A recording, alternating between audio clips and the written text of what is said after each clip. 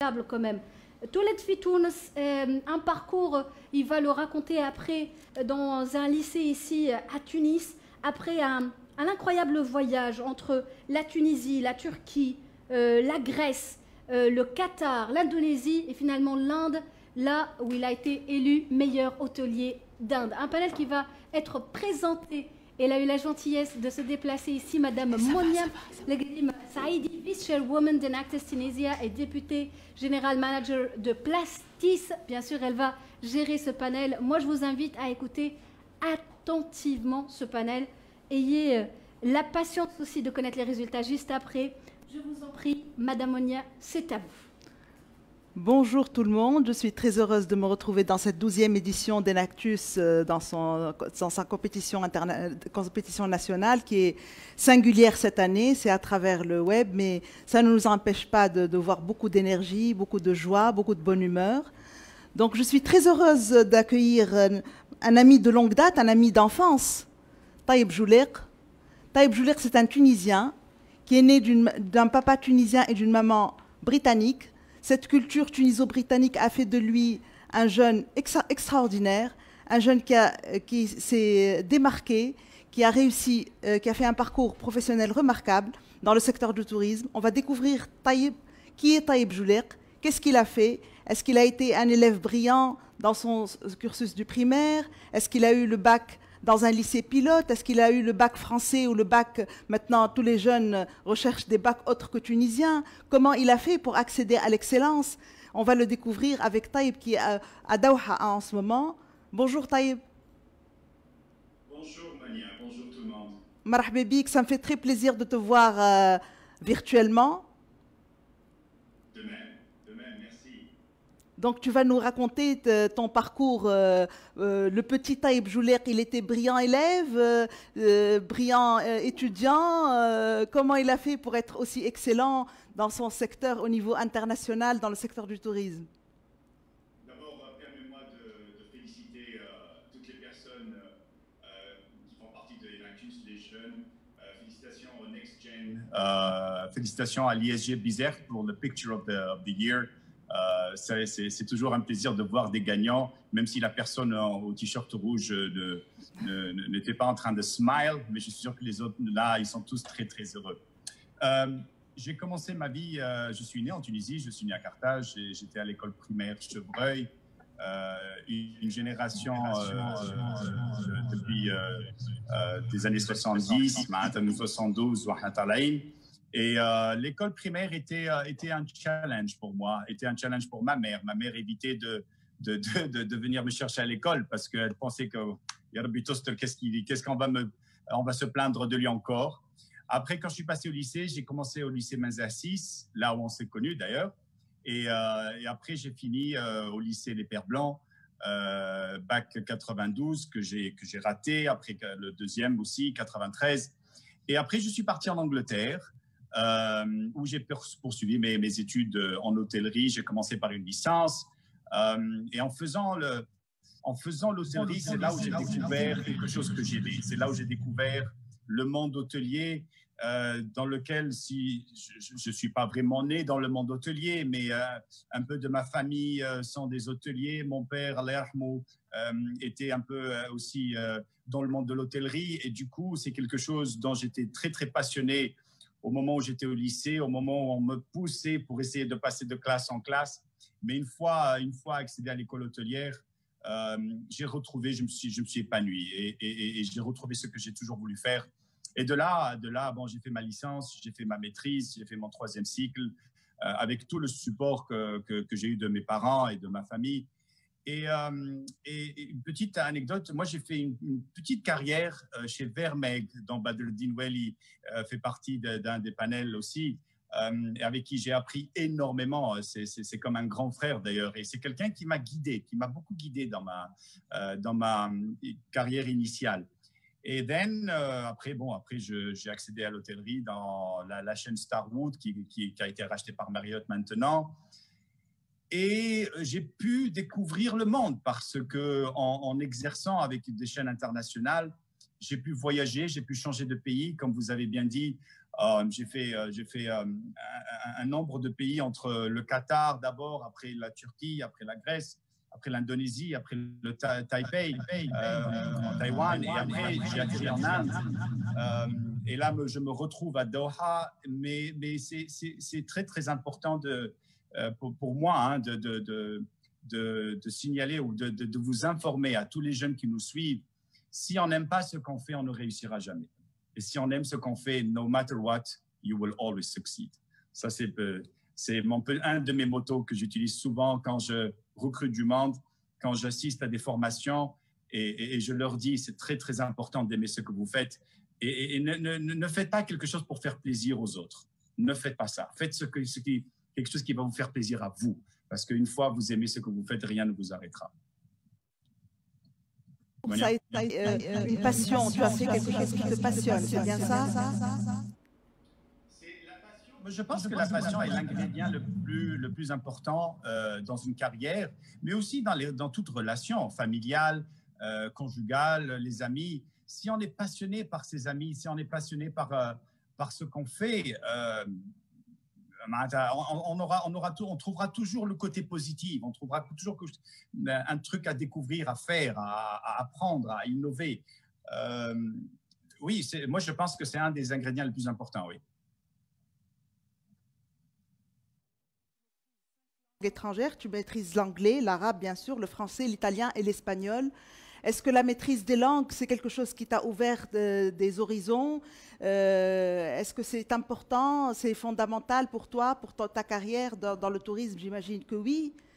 Comment tu as fait pour... Qu'est-ce qui t'a motivé pour apprendre toutes ces langues? L'espagnol et l'italien, ce n'est pas très courant de les maîtriser. J'avais 15 ans, j'étais dans un hôtel avec mon père. Nous étions à la réception. C'est un hôtel à Mehdia, où mon père travaillait. Enfin, mon père était responsable de la société propriétaire de cet hôtel. Et on était assis dans le lobby et un client allemand très très énervé. Il est parti se présenter à la réception. Il demandait quelque chose et personne ne parlait l'allemand ce jour-là. Les réceptionnistes ne parlaient pas l'allemand. Et personne ne comprenait ce qu'il voulait. Jusqu'à ce qu'on ait appelé un des directeurs qui parlait l'allemand, qui est venu, qui l'a compris, il lui a parlé dans sa langue, et il a compris exactement ce qu'il voulait, et il l'a calmé, et il a pu lui donner ce qu'il demandait. Et mon père, Allah se retourne vers moi et me dit, qu'est-ce que tu as appris de cet incident? Moi, sincèrement, je n'avais pas vraiment fait très attention. Tout ce que je voyais, c'est un Allemand qui était en train de gueuler, si je peux utiliser le mot. Et mon père m'a dit, on lui a parlé dans sa langue, on l'a respecté, il s'est calmé, on a compris ce qu'il veut et on l'a servi. Et c'est là où j'ai pensé que les langues seraient quelque chose de très, très important. Bien sûr, l'arabe et l'anglais, pour moi, l'anglais, c'est ma langue maternelle. Mais l'italien, l'espagnol, le français, on l'a appris à l'école primaire, on l'a appris au lycée. Mais l'italien, l'espagnol, ce sont deux langues que j'ai voulu maîtriser pour pouvoir voyager dans ces pays ou rencontrer les businessmen, rencontrer les clients de ces pays-là et pouvoir leur parler en leur langue. Maintenant, quand j'étais en Grèce, j'ai aussi essayé d'apprendre le grec, même si je ne le parle pas. Mais c'est très important comme vous dites, Monial, les langues sont importantes parce que c'est une base. Et là, j'ai essayé d'apprendre 2, 3, 4 mots pour pouvoir m'intégrer, pour pouvoir montrer que je donne beaucoup d'importance et de respect à la personne qui est en face de moi. Prix polyglotte. Je pense que le Tunisien a cet atout, en fait. On est ouvert de par notre culture, de par notre situation géographique, ouvert aux autres cultures. Je vois aussi sur ta biographie un passage dans le monde des finances. Stock Exchange à Paris. Tu as fait une brève expérience. Qu'est-ce que tu as retenu de cette expérience des finances? Qu'est-ce qui a fait que tu n'as pas continué? Qu'est-ce que tu as appris peut-être ça a été des leçons? Est-ce qu'il y a quelque chose que tu pourrais souligner dans ton passage dans le monde des finances? Oui, bien sûr. Et comme j'ai dit, c'était à BFI et vers Meg. Et le premier jour, Badreddine Oueli, quand je suis rentré dans son bureau, il m'a jeté 2 gros bouquins Il m'a dit, toi, tu viens du monde de l'hôtellerie, pardon, mais avec une personne qui a un master, un MBA. Je suis sûr que vous avez de la matière grise. Je voudrais que vous lisiez ces deux bouquins. Et je vous revois dans 2 semaines. Et vous m'expliquerez ce qu'est le monde, le stock exchange, mais en simplifié. Ce que j'ai appris, c'est l'assiduité. J'ai énormément appris l'assiduité, mais j'ai aussi appris, j'ai découvert le monde où les gens parlent. Et d'ailleurs, ça c'est très très important parce que je me suis retrouvé avec des consultants et des informaticiens, des gens des développeurs, et tous des Tunisiens bien sûr, qui développaient ce software très très important pour nous à la société, et qu'on devait vendre ou bien expliquer aux clients. Et moi, je me suis retrouvé au milieu pour d'abord apprendre un peu le monde de l'informatique, mais aussi comprendre le monde du stock exchange ou le monde de BFI et Vermeeg et le software, et pour pouvoir l'expliquer, ou bien de comprendre un peu ce que le client demandait de nous pour pouvoir le traduire aux informaticiens. J'ai appris beaucoup. Je crois que si je suis un peu plus organisé aujourd'hui, c'est grâce à mon passage au monde financier. Sur l'organisation, j'aimerais te poser une question à travers mes discussions avec les jeunes. Les jeunes aujourd'hui ne croient pas beaucoup, certains jeunes du moins, ne croient pas beaucoup au travail à la sueur du front. Nos grands-parents nous ont appris que le travail, la réussite, c'était à la sueur du front. Est-ce que tu crois à la sueur du front, ou c'est des opportunités et des rencontres et en fait, c'est des déclics qui font la réussite? Est-ce que c'est la culture de l'effort ou c'est la culture de l'opportunité ou de l'opportunisme, entre guillemets?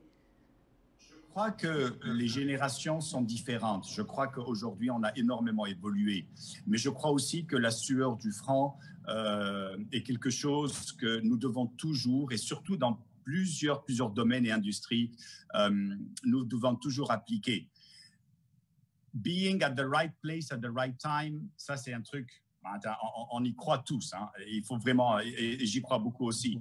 Mais une fois on nous donne cette opportunité, il faut la saisir et il faut travailler très, très dur.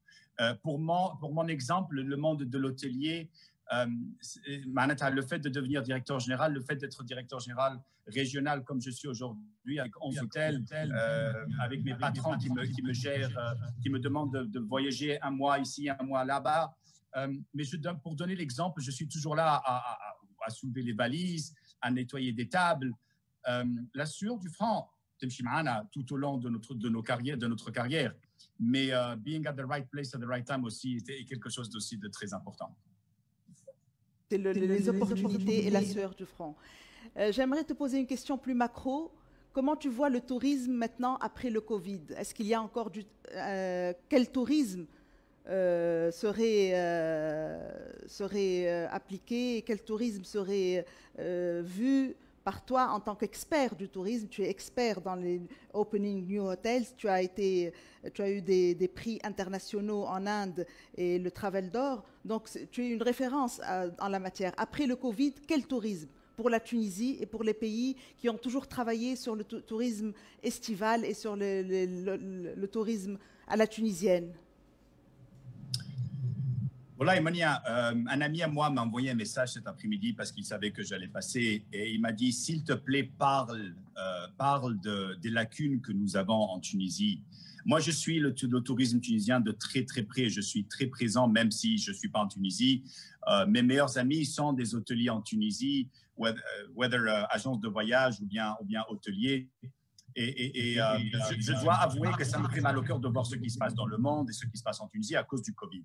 Mais je pense que ce que je vois, dans les réunions que nous participons, que ce soit au niveau global ou au niveau régional, pour le développement de l'hôtellerie et la chaîne Shangri-La dont je fais partie, bien sûr, nous sommes en train de chercher des opportunités en Afrique du Nord et pourquoi pas en Tunisie, parce que on va sortir de ce pétrin, si je peux me permettre. On va sortir de là. Ça va prendre du temps, mais je pense que c'est une opportunité pour nous ressaisir et repenser qu'est-ce qu'on veut servir, qu'est-ce qu'on veut offrir.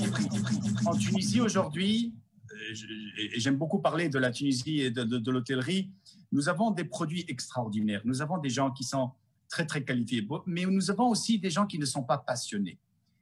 Nous avons une qualité de service peut-être qui n'est pas à la hauteur de la compétition aujourd'hui, et la compétition est rude, surtout sur le bassin méditerranéen. Je pense en tant qu'hôtelier en Tunisie, en tant que gouvernement dans le tourisme, on devrait investir dans la formation, rien d'autre. Le produit y est. La mer, le golfe, la culture, l'histoire, nous l'avons. Mais on ne la vend pas, je pense qu'on ne la propose pas comme on devrait et on ne la sert pas comme il se doit. Moi, je pense que si on investit dans la qualité du service, je pense que si on investit dans les jeunes, next generation, moi, je suis beaucoup le Enactus et je vois des fois des gens qui me posent des questions, des gens que je ne connais pas. Et Paul-Oli, je fais partie de Enactus, je fais partie de ces projets-là, mais je pense que je n'ai pas le support, je ne reçois pas the right motivation de gens. Tibara Barka, on l'a fait il y a 30 ans, ça marchait, peut-être que ça marchera encore. Non, ça ne marchera plus. Si on n'investit pas dans ces jeunes-là et on leur montre the right way, on ne pourra pas avancer. Mais j'ai beaucoup d'espoir, je suis très, très optimiste. J'ai toujours vu le verre half full anyway, et je pense qu'on peut le faire. Je connais beaucoup de gens, beaucoup d'hôteliers en Tunisie, des amis très proches qui veulent, et si on veut, on peut. Je pense qu'on devrait investir énormément dans les jeunes et dans la qualité de service. Pour moi, c'est peut-être le point le plus important.